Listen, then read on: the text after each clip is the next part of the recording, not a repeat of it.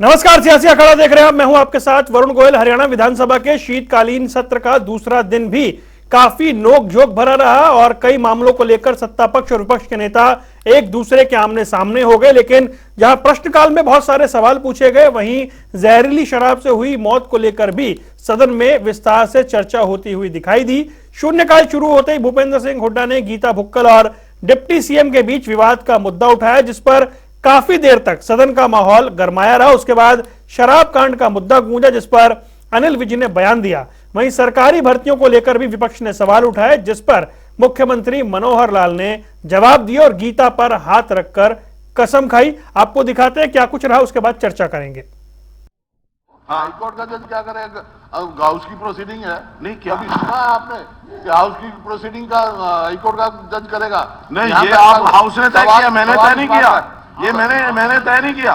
सवाल ये हाउस ने तय किया। अध्यक्ष महोदय, और हमने अध्यक्ष महोदय, हाउस ने तय किया था और आपने जो हाउस ने तय किया। मेरी बात सुनो। हाँ जी, प्रोसेस भी आपने तय किया। कोई भी झूठा पर्सनल एलिगेशन नहीं लगाएगा। हाँ, डिप्टी चीफ मिनिस्टर के ऊपर पर्सनल एलिगेशन अभी इंक्वायरी में पता लगेगा ना कि पर्सनल है कि नहीं है, झूठा है क्या है। नहीं, विड्रॉ करें, कैसे पता लगेगा? आपने विड्रॉ करें। नहीं, ऐसे करें। जब तक इंक्वायरी नहीं हो जाती तब तक कोई वो नहीं।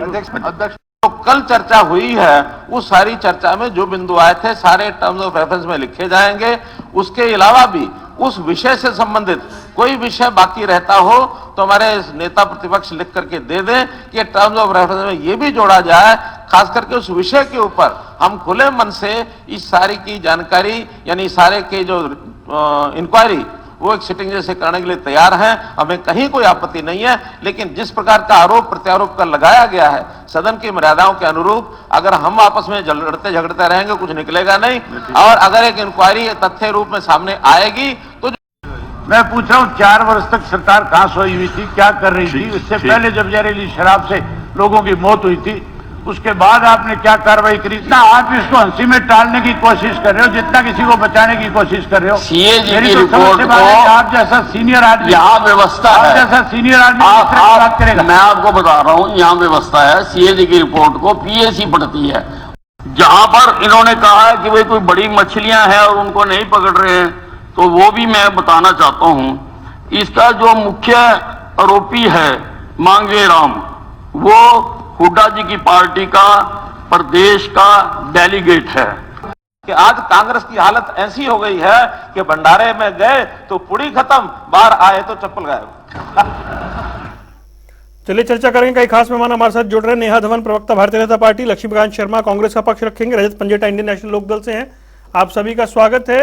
नेहा, शुरुआत आपसे करना चाहूंगा। बड़ा गंभीर विषय जो थे वो आज उठे हैं, चाहे वो सड़कों का मुद्दा हो, चाहे जहरीली शराब का मुद्दा हो, और एक जो मामला सदन में गूंज गया था व्यक्तिगत आक्षेप को लेकर, उसको भी लेकर चर्चा हुई है।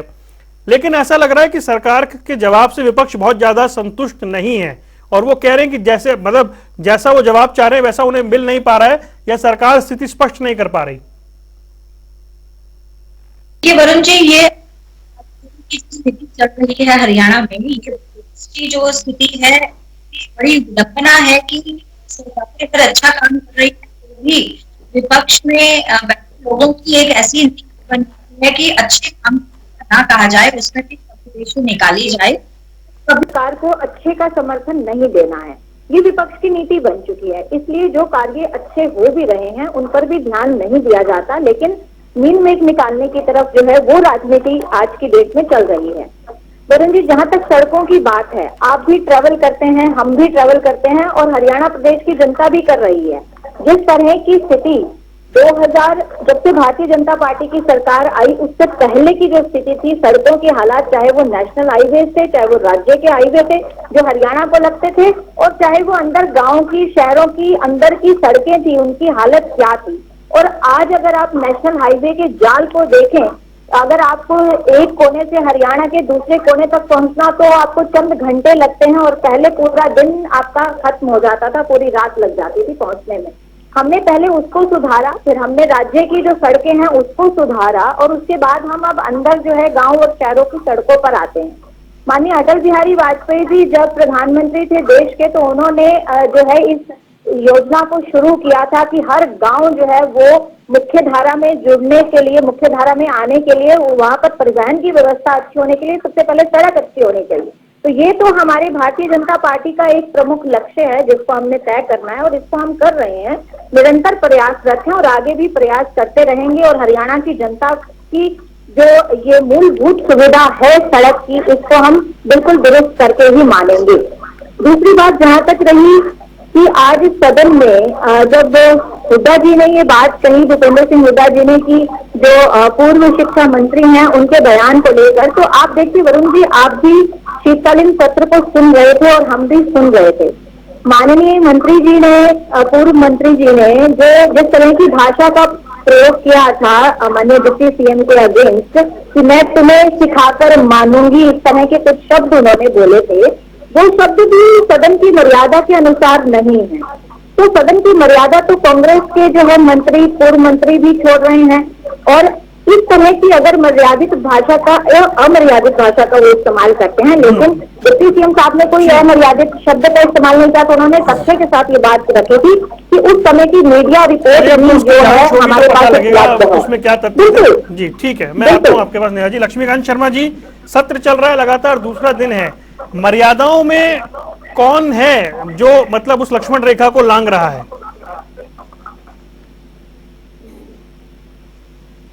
जहाँ तक भी मैं नेहा जी को सुन रहा था जी, कि भारतीय जनता पार्टी के लोगों का दोहरा चरित्र है कि ये लोग मर्यादा की बात करकर खुद मर्यादा ही तोड़ते हैं।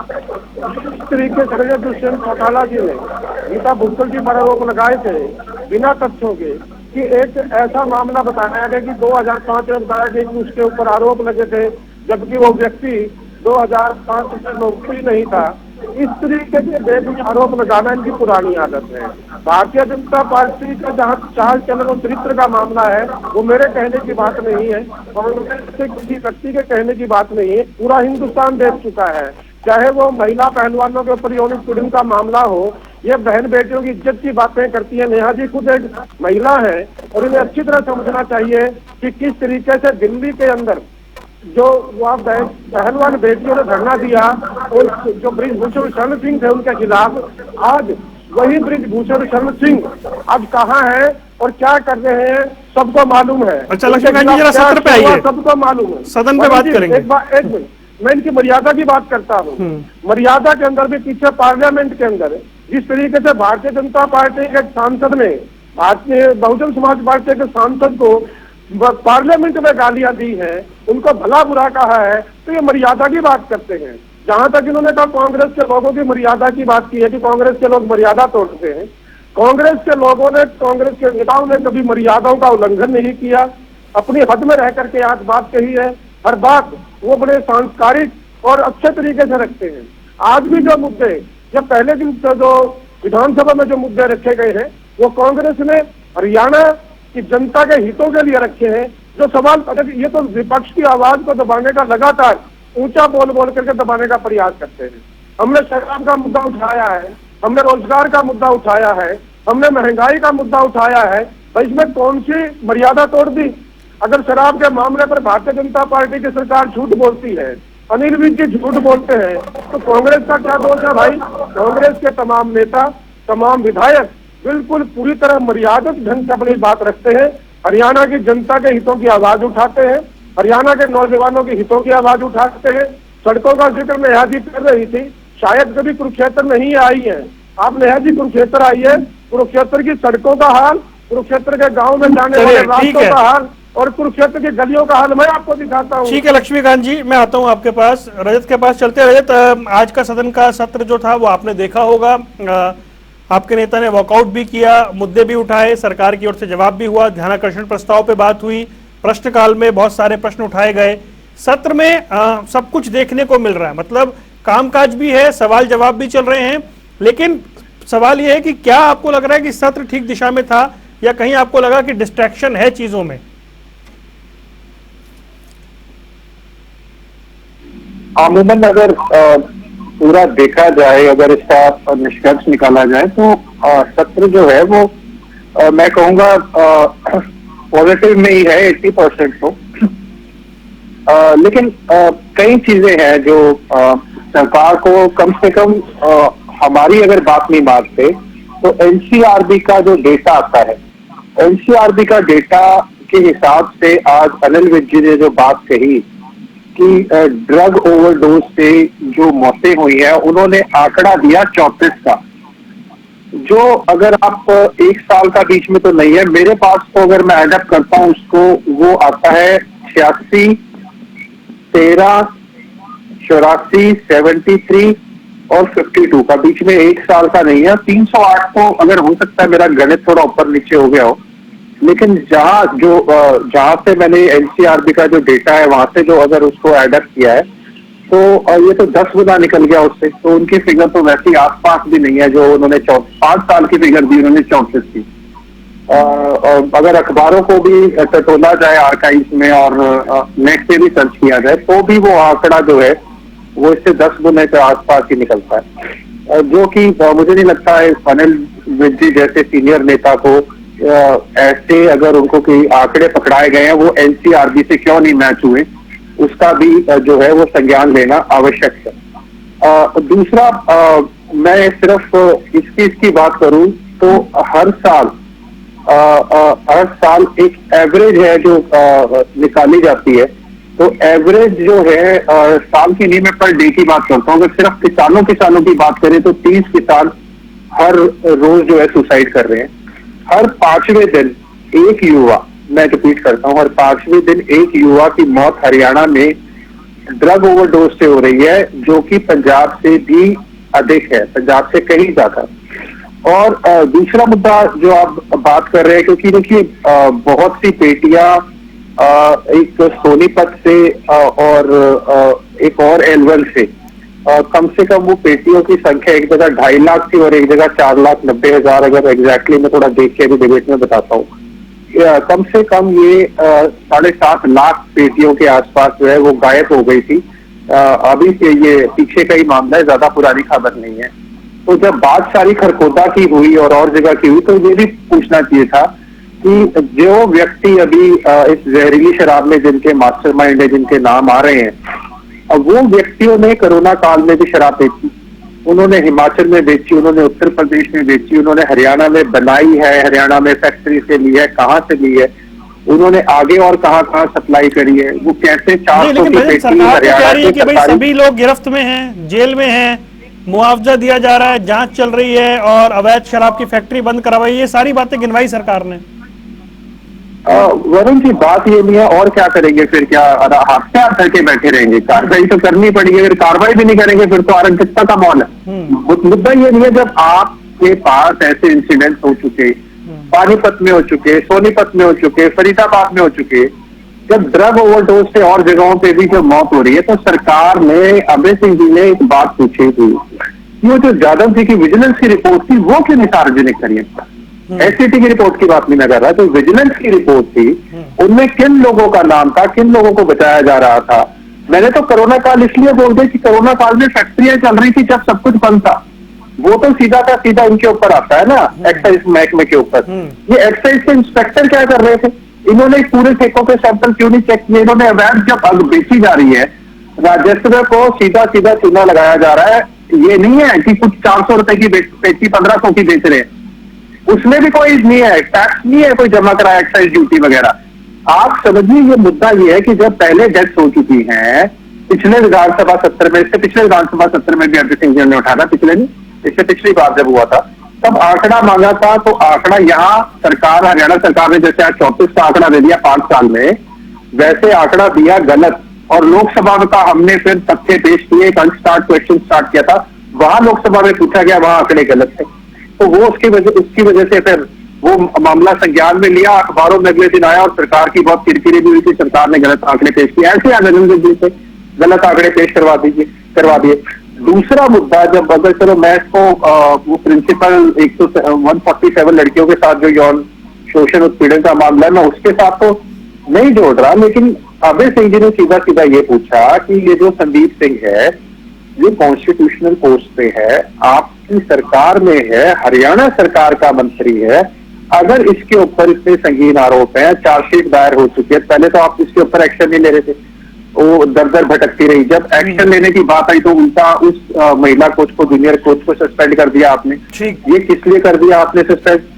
उनका मूल सवाल ये था कि आपकी पार्टी ने अगर ऐसे व्यक्ति को पद पे, गरिमा वाले पद पे, कॉन्स्टिट्यूशन वाले पद के ऊपर बना के रखा हुआ है तो इससे अच्छा तो उसको ब्रांड एम्बेसडर और बेटी बचाओ, मैं खत्म कर रहा हूँ, बेटी बचाओ बेटी पढ़ाओ के साथ आगे एक बार और बेटी बचाओ लगाइए, 3 बार बनाइए, क्योंकि बेटी बच तो जाएगी, पढ़ भी जाएगी, लेकिन फिर उसको दोबारा बचाना पड़ेगा। या ऐसे ब्रांड एम्बेसडर बनाइए हरियाणा का, बेटी बचाओ बेटी पढ़ाओ। ये कह रहे थे और रजत भी कह रहे हैं भाई आंकड़े ठीक से नहीं दिए गए। देखिए वरुण जी, आपकी बात जहाँ तक जी बात कर रहे हैं, मैं खुद भी एक बात बहुत बार आपकी डिबेट में ये बात रखी है कि आम आदमी पार्टी और इनेलो के और कांग्रेस के प्रवक्ता पता नहीं कहाँ से डाटा निकालते हैं। अगर कोई सदन के पटल पर कोई डाटा प्रस्तुत कर रहा है और सरकार प्रस्तुत कर रही है, आप उस डाटा पर ही यकीन नहीं कर रहे हैं, लेकिन कहीं आपको इंटरनेट पर कोई डाटा उपलब्ध है, आप उस पर यकीन कर रहे हैं। इसकी तो अब कौन वेरिफिकेशन इस बात की करेगा वरुण जी? कौन सी ऐसी संस्था है जिस पर ये यकीन करेंगे? कौन सा ऐसा इंस्टीट्यूशन है जिस पर ये यकीन करेंगे कि उसके डाटा पर इनको यकीन आएगा? जहां तक बात कर रहे थे कांग्रेस के प्रवक्ता, मैं लक्ष्मीकांत जी से एक बात कहना चाहूंगी कि आप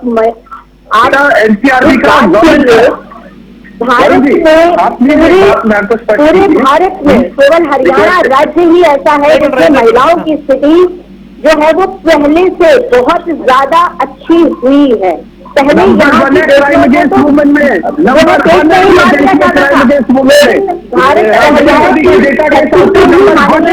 प्रधानमंत्री बेटी बचाओ का नारा दिया और यहाँ पर जो रेशो था महिला और पुरुष का जो रेशो था उसमें वृद्धि की है। सबसे इम्पोर्टेंट बात तो यही है कि तमाम राज्यों में अपनी बेटियों को पैदा होने से पहले ही मार देते थे। इससे ज्यादा सम्मान की बात क्या होगी उनके साथ? इससे ज्यादा इनइक्वालिटी की बात क्या होगी? दूसरी बात, जहाँ तक आप बात कर रहे थे कि भारतीय जनता पार्टी में महिलाओं के लिए अच्छी नजर नहीं है, मैं आपको एक बात बताती हूँ वरुण जी, बहुत सम्माननीय साहित्यकार हुई हैं और बहुत अच्छी नेता हुई हैं, पॉलिटिकल एक्टिविस्ट थी माननीय रमणीका गुप्ता जी, अभी वो धरती पर नहीं है, हमारे साथ नहीं है। उनकी एक ऑटोबायोग्राफी है आप सुधरी। मैं लक्ष्मीकांत जी को कहूंगी एक बार आप वो पुस्तक पढ़ लीजिएगा, क्योंकि वो कांग्रेस में बहुत लंबे समय तक बहुत अच्छी पोजीशन पर बनी रही और छत्तीसगढ़ से विधायिका भी रही। आप एक बार उनकी ऑटोबायोग्राफी आप सुधरी पढ़िएगा, आपको पता चलेगा कि कांग्रेस का चरित्र क्या है, कांग्रेस के बड़े नेताओं का चरित्र क्या है और कितना हरियाणा पर रहेंगे। हरियाणा पे रुकिए, 1 मिनट रुकिए, आ रहा हूँ लक्ष्मीकांत जी, आ रहा हूँ। आक्षेप से बाहर आइए भाई, व्यक्तिगत आक्षेप से बाहर आइए। सदन की आज की कार्रवाई पर चर्चा कर रहे हैं हम। मैं अपनी चर्चा कर ही रहूंगी, लेकिन इस बात का जवाब देना बहुत जरूरी है। लक्ष्मीकांत जी आगे बस 10 सेकंड दीजिए, आप ही के पास आ रहा हूँ, आप ही बोलेंगे, 10 सेकंड दीजिए जी। मैं बात यही कहना चाहूंगी वरुण जी, चाहे नशे की बात हो, देखिए ये एक सामाजिक मुद्दा भी है और जितना हरियाणा सरकार ने माननीय मुख्यमंत्री मनोहर लाल जी के नेतृत्व में हरियाणा में नशे के व्यापार को जितना काबू करने की कोशिश करी है, जितना शिकंजा कसने की कोशिश के लिए, इतना पुरानी सरकारों के समय नहीं हुआ। हरियाणा में नशे ने कब पैर फैलाए? जब इनेलो की सरकार थी, और वो फला फूला कब? जो बड़ा नशा की मैं बात कर रही हूँ, शराब की बात छोड़िए, बड़े नशे की बात करिए, इसका चलन कब बढ़ा? जब प्रांत में इनेलो की सरकार थी, और वो फैला फूला कब? जब कांग्रेस की सरकार थी।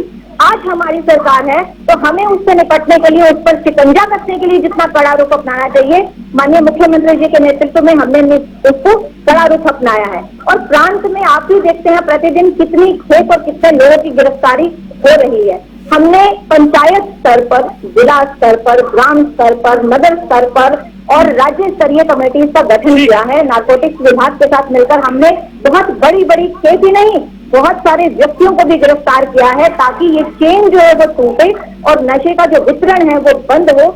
हमने शिक्षण संस्थानों के आसपास इसकी बिक्री को खत्म करने का पूरा जो है वो प्लान ऑफ एक्शन जो है लागू किया, जिससे कि जो युवा साथी हैं वो नशे के से बचे रहें। आसपास भी हमने कंट्रोल करने के लिए बहुत सारी पेट्रोलिंग जो एजेंसीज है, पुलिस को है तैनात किया है।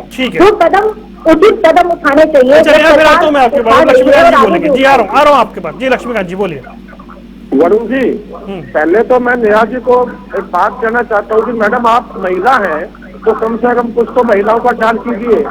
इस पार्टी के अंदर ब्रिजभूषण शरण सिंह, जिस पार्टी के अंदर कुलदीप सेंगर जैसे बलात्कारी लोग आरोप लगाना लक्ष्मीकांत जी आपका काम है, आप आरोप लगाएंगे लेकिन वो आरोप सिद्ध होना चाहिए। अच्छा एक मिनट रुकिए, नेहा जी एक मिनट रुकिए। वरुण जी अभी को चुप कराइए। इसकी दिक्कत यही है कि लोग दूसरे की सुनना नहीं चाहते।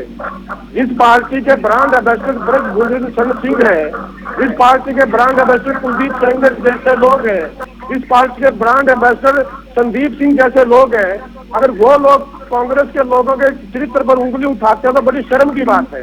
अरे जीता जागता उदाहरण आप किताब की बातें कर रही है। आपके सामने हरियाणा का इतिहास है, संदीप सिंह बैठा है जिसको मुख्यमंत्री खुद क्लीन चिट है, पहली बार ऐसा हुआ है मुख्यमंत्री पर आरोप लगे और कुछ जो है मुख्यमंत्री क्लीन चिट देते हैं।